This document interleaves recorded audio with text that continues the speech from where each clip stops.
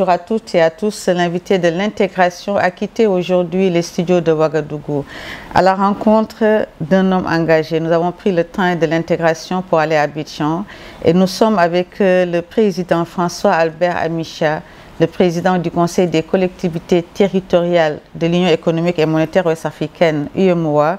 Monsieur le Président, bonjour. Bonjour. J'allais dire aussi Monsieur le maire, puisque vous recevez ici au sein de la commune de Treichville, où vous êtes le maire depuis 1996, ce qui dénote une grande proximité avec vos administrés. Je disais tout à l'heure engagé, votre engagement au service de l'intégration dépasse les frontières de la République de Côte d'Ivoire, puisque vous êtes dans plusieurs structures au niveau de l'association des maires francophones, mais également depuis 2012, vous êtes, Monsieur le Président, à la tête du Conseil des collectivités territoriales de l'UEMOA. Merci encore de nous recevoir ici, dans vos locaux. 2011, les chefs d'État et de gouvernement de l'Union ont créé cet organe consultatif pour donner un signal fort pour une bonne implication des populations des collectivités territoriales. Alors, 10 ans après, Monsieur le Président, quelle lecture faites-vous de cette décision majeure de la conférence des chefs d'État et de gouvernement de l'UEMOA? Je voudrais d'abord vous remercier d'avoir effectué le déplacement d'Abidjan. C'est un honneur qui est accordé au Conseil des collectivités territoriales de l'espace UEMOA. 10 ans après, je me réjouis, je me félicite encore de la décision de la conférence des chefs d'État et de gouvernement qui ont pris cette décision en prenant l'acte additionnel créant le CCT. C'est vrai que dans chacun de nos États, chaque gouvernement parle de décentralisation, se donne une politique de décentralisation. Mais peut-on vivre dans une union et puis avoir des politiques séparées de décentralisation? Et nous, au niveau des maires, des différentes associations auxquelles nous appartenons de pouvoirs locaux, chaque fois que nous nous retrouvions, nous disions, mais on participe à des rencontres au niveau continental, au niveau mondial, mais que faisons-nous pour la sous-région? Et cet appel a été entendu par nos chefs d'État et de gouvernement, et je peux dire que depuis, ça se passe bien. Et c'est pour moi le lieu de remercier tous les présidents de la commission qui se sont succédés. Depuis le président Soumaïla Cissé, en passant par le président Hadjibou Soumaré, le président Bouraïma, aujourd'hui le président Diop, qui ont soutenu véritablement le CCT en mettant des moyens techniques, des moyens administratifs, mais également des moyens financiers pour nous permettre d'avancer. Le CCT, comme vous le disiez tout à l'heure, la spécificité, c'est qu'il est composé de représentants des collectivités territoriales désignés par des associations de pouvoirs locaux titulaires d'un mandat assez important, issu d'une élection au suffrage universel. Et c'est 6 représentants par État membre. Tout à fait. Donc vous vous organisez et vous avez eu à mener beaucoup d'activités, Monsieur le Président. Alors, quelles sont les activités majeures que vous retenez aujourd'hui?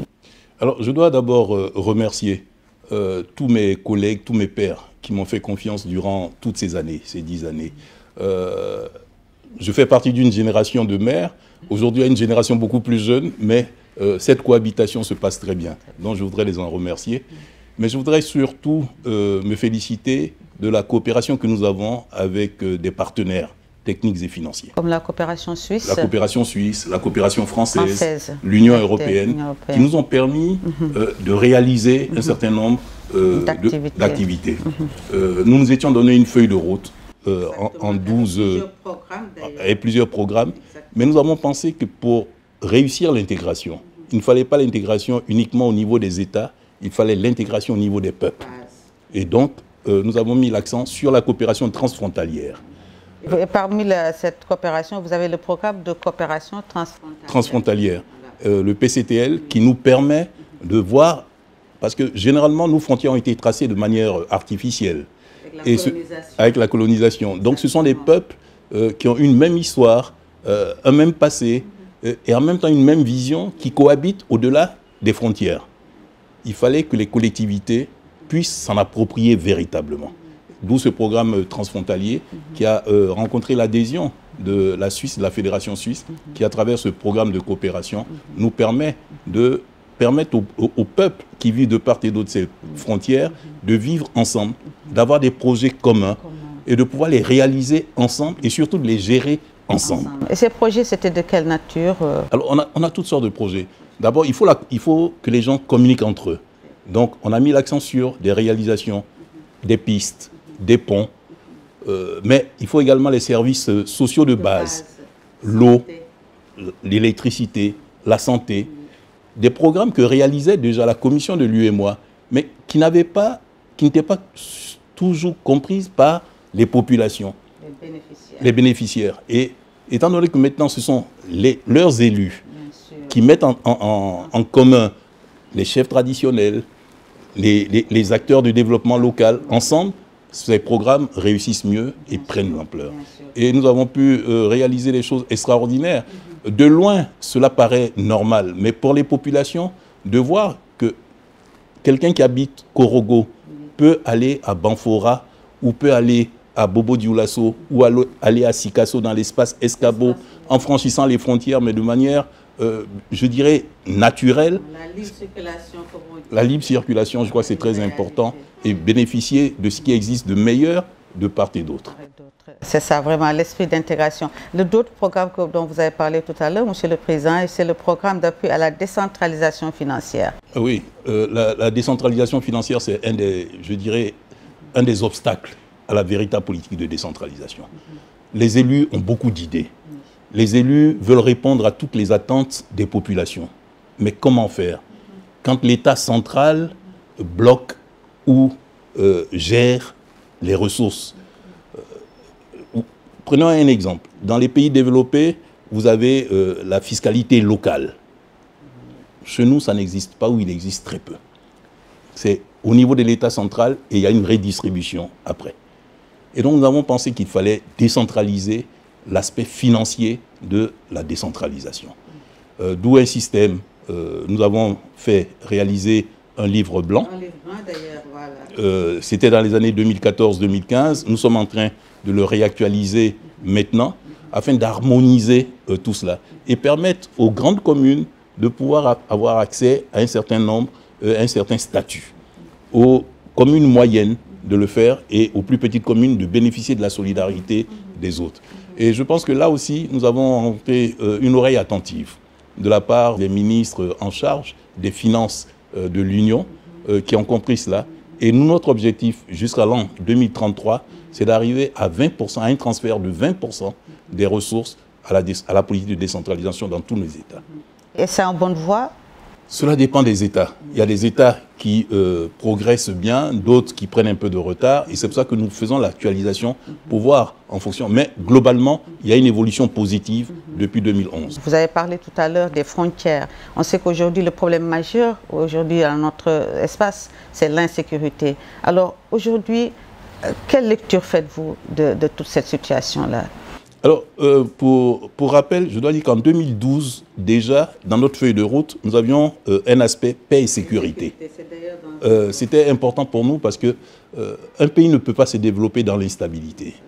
Une collectivité ne peut pas être gérée convenablement quand il y a des soucis de criminalité, qu'elle soit petite ou de la petite délinquance ou autre, il faut une certaine stabilité. Et donc, nous avons créé cela. Malheureusement, on se rend compte aujourd'hui que certains de nos États connaissent des difficultés. Difficultés extérieures, difficultés intérieures, mais il faut gérer. Cela suscite des déplacements de population. Cela crée un certain sentiment d'insécurité. Et le sentiment d'insécurité fait que les populations n'adhèrent pas totalement à tous ces programmes, à tous ces projets de développement. Donc il faut pouvoir le stabiliser, cela. Et là-dessus, je pense que les propositions que nous faisons sont prises en compte non seulement par la Commission, mais également par la conférence des chefs d'État et de gouvernement. Parce qu'au sein même de la Commission, il y a une structure. Paix et sécurité. Paix et sécurité. Beaucoup avec vous, d'ailleurs, on se rappelle de la rencontre de Korogo. De Korogo, effectivement, où nous travaillons vraiment en parfaite synergie pour pouvoir gérer tous ces aspects-là. Mais globalement, je pense que notre sous-région a besoin d'un engagement fort de nos responsables politiques, mais également de l'implication des autorités locales, des autorités décentralisées. Pendant ces 10 années, vous avez rencontré des chefs d'État, le Conseil des ministres, etc. Qu'est-ce que vous retenez de vraiment ce que vous avez fait et surtout l'importance de notre organe, le CCT, dans la marche de l'intégration régionale? Au départ, nous avons été créés pour être un organe consultatif. Mais de plus en plus, grâce à la compréhension de nos chefs d'État et de gouvernement, grâce à l'implication personnelle des différents présidents de la commission qui sont succédés, nous devenons plus qu'un organe consultatif. Tout cela pour dire que nos chefs d'État nous font confiance. Et chaque fois que nous avons tenu nos assemblées générales ou des rencontres ou des colloques dans un pays, nous avons eu l'honneur d'être reçus par le chef de l'État. Déjà, ce qui montre l'intérêt qu'accorde ce chef de l'État à la décentralisation et surtout au niveau communautaire. Et à l'occasion de ces rencontres, nous avons pu échanger. Et nous avons constaté qu'après notre départ, certains avis qui nous avaient été requis, certaines propositions que nous avions émises ont été prises en compte. Cela est encourageant. Quand vous prenez le cas, quand le président Macky Sall nous a reçus, ils étaient à l'époque à la politique 3 de la décentralisation, à l'acte 3 de la décentralisation, ça reprenait un certain nombre de nos propositions. Le président, à l'époque, Yahi Boni, nous avait reçus au Bénin et on a vu comment la politique de décentralisation dans ce pays a progressé. Le président Faure au Togo en est de même. Et il n'y a pas très longtemps, le président Roch Kaboré, à l'époque, nous avait reçus à Ouaga et ça a été la même chose. Donc cela est très encourageant. Ici même, le président Alassane Ouattara nous interroge, nous consulte très souvent sur cette politique de décentralisation et on voit les résultats qui sont ici en Côte d'Ivoire. Donc au niveau de l'Union, il y a véritablement une compréhension forte de nos chefs d'État et surtout une volonté de tenir compte des avis et recommandations du Conseil du CCT. Le CCT a plus de 10 ans maintenant et justement on va vers le renouvellement de vos instances. Quelles sont vos priorités pour l'avenir pour le CCT? Je pense que l'équipe qui se mettra en place à la suite de l'Assemblée générale qui va avoir lieu très prochainement, c'est d'abord de consolider les acquis. Et deuxièmement, d'insister sur la décentralisation financière. Vous y tenez beaucoup. Oui, quels sont les instruments, quels sont les outils qu'il faut pour permettre aux élus locaux qui font campagne sur des programmes, sur des projets, de pouvoir les réaliser. Et quand ils les réalisent, c'est au profit de l'État central et des populations. Donc c'est très important que nos élus puissent disposer de ce qu'il faut. Nos États font le maximum pour les doter de choses, mais il faut qu'il y ait des instruments qui leur permettent d'aller sur le marché international, de pouvoir, par le mécanisme de la coopération, pouvoir disposer de nouvelles ressources. Mais c'est surtout d'encourager les élus eux-mêmes à trouver sur place des niches qui leur permettent de financer leurs programmes. Parce que si on regarde bien, en prenant par exemple l'impôt foncier, en prenant les taxes d'habitation, en prenant des outils qui ont fonctionné ailleurs, je pense qu'on peut rendre un peu plus efficiente notre politique de décentralisation et tout cela se fera au profit de nos populations. Merci beaucoup. Ça, c'est un homme engagé qui le dit. Merci infiniment de nous avoir reçus. Je rappelle que vous avez, comme je le disais, vous avez plusieurs casquettes.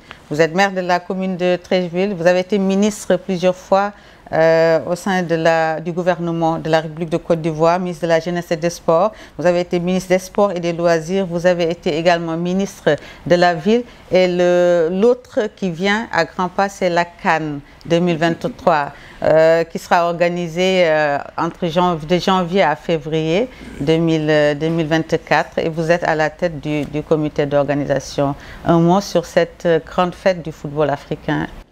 Alors, quand son Excellence Alassane Ouattara, président de la République de Côte d'Ivoire, m'a fait l'honneur de me confier cette responsabilité, j'ai dit que c'est une responsabilité qui est confiée à un élu local. Donc c'est un honneur qui est fait au maire, au président de région, au président de département, au président de canton. Donc nous devons nous approprier cet effet. Et je dois dire que j'ai été, pas soulagé, mais j'ai été ému quand les responsables de la commission, de l'UEMOA, m'ont dit cette CAN, ce n'est pas seulement que la CAN de la Côte d'Ivoire, c'est la CAN de l'Union, de l'UEMOA. Et avec le représentant résident en Côte d'Ivoire, avec la plupart des ambassadeurs des pays résidents ici, tout le monde dit, nous voulons nous impliquer, nous vous attendons, donnez-nous des directives pour que nous puissions sensibiliser, mobiliser nos populations. Et nous réjouissons déjà de voir que la plupart des pays limitrophes sont qualifiés. Donc, en matière de mobilisation des supporters des populations, nous savons que nous allons vers un événement sportif populaire, festif. Cette CAN, nous l'avons appelée la CAN de l'hospitalité et de l'héritage. L'hospitalité, bon, légendaire de la Côte d'Ivoire, mais de l'héritage surtout. Après la CAN, qu'est-ce qui restera pour notre jeunesse, pour nos sportifs? Qu'est-ce qui restera de l'esprit qui aura prévalu durant ce mois de compétition? Il faudrait que ça réjaillisse sur chacun des pays de l'Union. L'esprit de l'intégration, l'esprit de solidarité, socle même de l'intégration régionale. Et moi, j'y étais préparé en tant que maire de Treichville. Ici, dans la population de Treichville, nous avons toutes les nationalités. Et l'intégration, pour nous, c'est quelque chose de naturel. Et c'est cet esprit-là que nous voulons transmettre à toutes les autres communes et à tous les pays de la sous-région. Chacun doit pouvoir se sentir citoyen sur le territoire où il se trouve. À tous les peuples d'Afrique qui seront là pour cette CAN que nous souhaitons très très belle. Merci encore une fois, Monsieur le Président, de nous avoir reçus. Ça a été un immense plaisir d'être ici dans les locaux de la commune de Treichville. Merci infiniment. Merci à vous et merci au Président Diop, président de la commission de l'UEMOA. Merci, Monsieur le Président. Merci, chères téléspectatrices et téléspectateurs, de nous avoir suivis depuis Abidjan. Et à très bientôt pour un autre numéro de votre émission, l'invité de l'intégration.